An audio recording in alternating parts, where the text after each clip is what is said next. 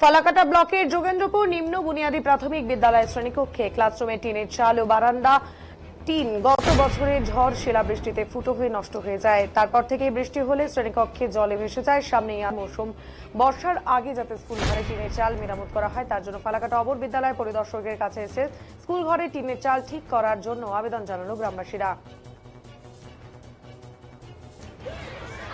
আমাদের স্কুলের পাশে ওই গত বছর ঝড়ে স্কুলের ক্ষয়ক্ষতি হয়েছে, স্কুলের টিন ফোটা হয়েছে ঝড়ে।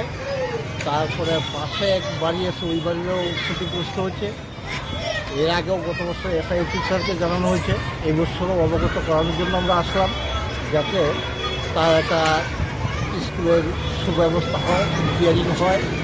এবং এসআই সাহেব আমাদেরকে একটা আশ্বাস দিচ্ছে যে ব্যাপারটা উনি খতিয়ে দেখবেন এবং তার ব্যবস্থা নেবেন।